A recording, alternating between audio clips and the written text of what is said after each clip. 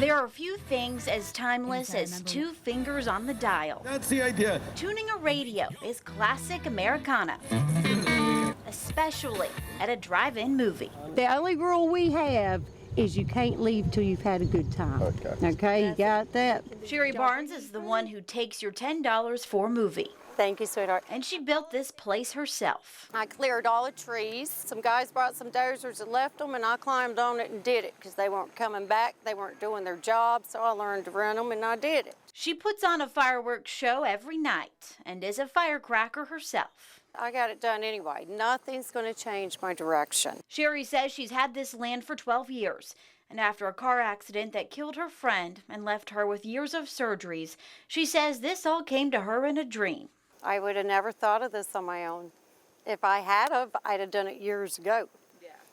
My God's a lot smarter than I am. Sherry designed the setup herself, and that design is matched with top-of-the-line equipment that she needs to put on premieres like The Lion King for her customers. We call it the Beast in the She Shed. Her direct Hollywood connection for any movie she needs reaches her. You want to go up front and blow bubbles? In the back roads of Tabor City. So there's 2 generations here to get to enjoy their first time. Y'all gonna grow up out here, aren't you? It's not hard to see who this is all for. The happiness of the children. Yeah, I got bubbles. There's nothing closer to heaven than these children. All the sweet treats to choose from, even a regular row or romance row. You can count on a good spot to lean back, tune into 105.1 and enjoy a movie the classic American way. Can't wait to be king.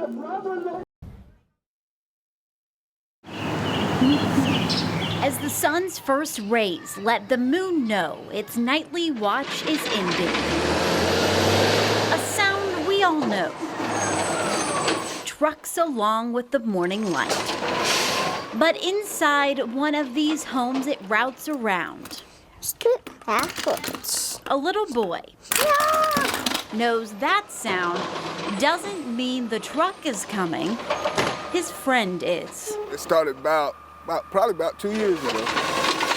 He used to come out every morning about this time. He begged his mom to come outside so he can wave at me. It changed to Friday, so there was a week we missed it, and he was very upset. Tara Harder's son Braxton has her on quite the early routine to see his friend Sherrard Wilson. He always has a big smile and starts waving to Braxton, and he always honks the horn. Even if it's 5 in the morning, so our neighbors are probably upset, but he always honks the horn at Braxton, and that makes his day. He leaves an impression. I started smiling and I said, man, I like this guy. While Braxton waits and listens for Sherrard, he has his own truck running routes. Sherrard surprised Braxton with the truck of his own. I tried not to cry, but I did tear up, but I told them to stay right there and let me go get my camera because I had to capture that picture. I love him to death, man. Yeah, I love him to death. Braxton doesn't have much to say, but this says it all. Bye, thank you, have a good day. So when Sherrard steps back in and continues his route, and Tara takes Braxton inside to tend to his truck duties. Yeah. There's one place they know they'll do it all again next week. At our driveway.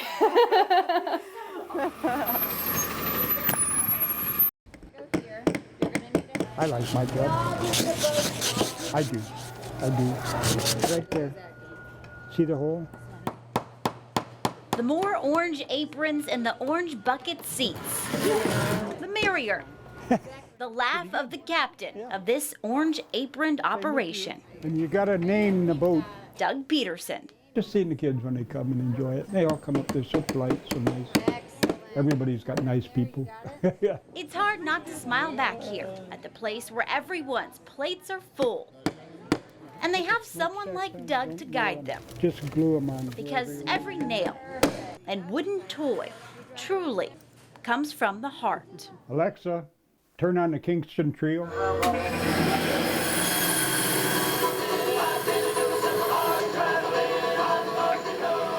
Every boat and dragonfly painted in Doug's kids' shop is handshaped in his shop.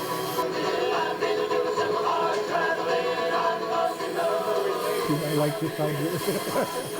This is nice. Now they supply once a month, and we cut the rest. We built this house so I'd have my workshop. When his wife watches her soap opera, he retreats to his place with mementos from days with his father. That plane up there, the wooden plane, is his. I turned this on. Doug does the same for the kids, shaping timeless wooden memories with their families. You use your hammer. He started the classes when he lived in California 26 years ago. We started there, and it caught on, and every store in San Diego started it after they saw how successful it was. Then stores across the country caught on. But instead of once a month, like most stores, Doug makes sure his store has it every week. It doesn't matter what you bring down there, they love it. 2 little boys that come down and visit their grandparents for the summer. They're coming probably next week. It always comes in, Captain. You can't do better than that. With the captain as colorful as the boats he builds.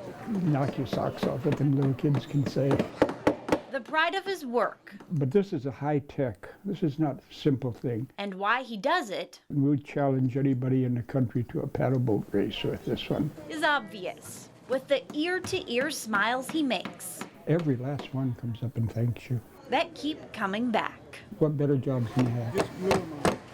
Okay, good deal. As the sun tried to peek over the Yachtsman Tower in Myrtle Beach. Makes you think about what happened that day.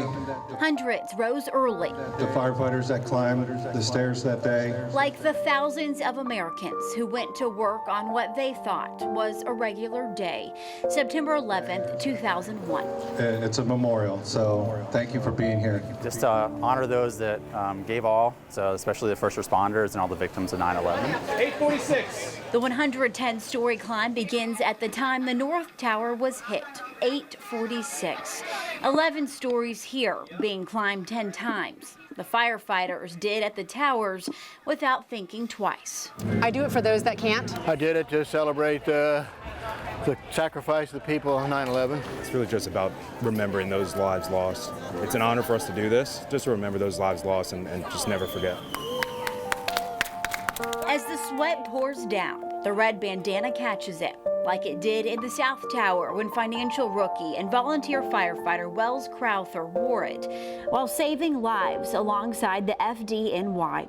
He died with the firefighters in the South Tower lobby. He put on that bandana and spent his final moments saving others. The story has become known as the man in the red bandana. It's honored here every year. One of many stories going through these climbers' minds. I was at the Kewaunee nuclear plant in Wisconsin. I'm from Long Island, New York, and I used to work for American Airlines when 9/11 happened. So it's an emotional event. Somebody came out and told us what was going on. We all gathered into a conference room and saw the second plane and follow-up stuff. Very emotional day, all day. Like I will never forget that day, and we've never talked about it since that day, but it's tough talking about it, sorry. We were waiting for an 8:45 arrival from Boston. It came in early, and we went to turn it around to depart at 9:15. And I remember calling down to the gate and saying, like, why aren't you boarding? And they told me that a plane had just hit the tower. And from then, everything changed. This is a sad day. And like I said, I will never forget that. Never. Never. The sun will set and peek over the tower here again tomorrow. The Pentagon, the Twin Towers, flights 77, 11, 175, and the heroes of Flight 93. You will never be forgotten. To me, it's something special, and I'll do it every year. We ask your blessings upon our troops and upon America, and we pray for peace on earth and goodwill. It is a great thing that they do, and all proceeds from the climb at the Yachtsman go to the Wells Remy Crowther Trust. You can learn more about the man in the red bandana story through a link in this story on WMBFnews.com.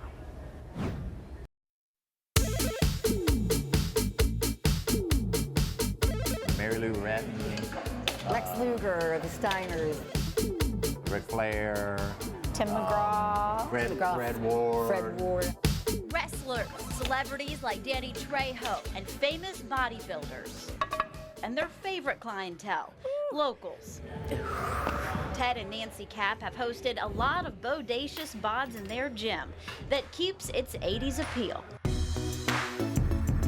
One of our members that was very artistic did that artwork on the wall, and it's really some old school bodybuilding. That's classic. And people love coming here. Did you imagine 2020? Here we are. No. 80s was prime time for the Capps, especially Ted, who wanted to open the gym after winning Mr. South Carolina and Mr. Coastal USA bodybuilding titles. Which was your favorite decade when it comes to working out? Wow. 80s without question. 80s without question. What made the That's 80s? the day of baggies, fanny packs. Yeah. Oh. Michael Ware. A favorite memory of Ted's? Meeting an icon we all know. I walked over with him to this machine. It was a Nautilus leg curl, and I got on it, and I'm doing a set, and during the middle of my set I hear, "How do you like the machine?" And I was like, so I jump up and I was like, it feels okay, you know, and it's like, he goes, you have Tom Platt's legs. And I was like, thanks, Tom. And then he goes, take your shirt off and pose for me. And what's that 20-year-old bodybuilder going to do when the greatest bodybuilder in the world tells him to take his shirt off? So take my shirt off. Ripped it off. I ripped it off. Years of fun and memories are locked inside every weight and under each mat here. While a lot has stayed the same, the Capps recently went through a big change. We were the second oldest gold still alive behind Venice until 3 months ago. 3 months ago. Yeah. Now it's Iron Legacy, named for the generations of family who have worked and worked out here. 3. Maybe a more fitting name for a family that only grows and truly loves what they do. We've developed so many relationships I wouldn't trade for anything. Working with family. Yeah. Yeah. Having your dogs at work, wearing this. Yeah,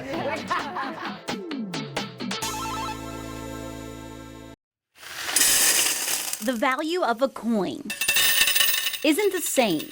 This quarter hasn't been made of silver since before 1965. It has 119 ridges. Unlike the penny, it has none. It's something coin collectors, I just say chairman of the coin show. like Pat Patton, could tell you about. Well, I started collecting probably when I was 10 years old. Because the value of the coin Just, looking through pennies, is different to different people. trying to find those that had the little wheat things on the back. And then there was one really, really rare coin I needed for the penny book. Even back then in the late 60s, early 70s, that was a $300 coin. And I cut grass and I sold peanuts and I did all these, washed cars and did all these other things that young kids do to make money. And I bought that coin for $300. Yes, a penny to Patton meant $300. My daddy thought I had lost my cotton picking mind. He said, son, what are you doing? I kept it a while and then sold it for $350. And he said, well, I guess you know what you're doing. It's how he's gotten to this coin collection today. One of the first lessons I learned is don't ever clean a coin. It's only part of it, all certified. Between the case walls, you find a little piece of history. That's part of the allure to the whole thing, is what was going on when this coin was made. Who had that coin in their pocket? I mean, this half cent we talked about, George Washington could have had this in his pocket. And that's pretty amazing to me. From back in the day when coins were really made of gold and silver. This coin, a half cent from 1793, when George Washington began his second term as president. It's the smallest amount ever minted. My favorite coin is probably this one. This coin became available through a friend of mine, and I had just never ever seen a coin like that. That's a very rare $10 gold piece, minted in 1801. And it's got Lady Liberty on the front. I just think it's a gorgeous coin. It's got a lot of class to it.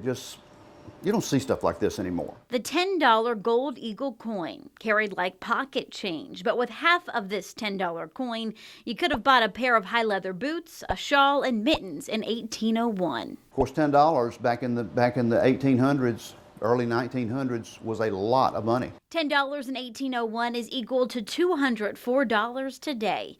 One of Patton's other favorites includes a 2,000-year-old coin. This could have been one of the 30 pieces of silver. Patton says it could have been a coin referenced in the Bible. Now, probably not. Okay, let me quickly say it's probably not one of the 30, but it could have been. It was made at the time when this could have been one of the 30 pieces of silver.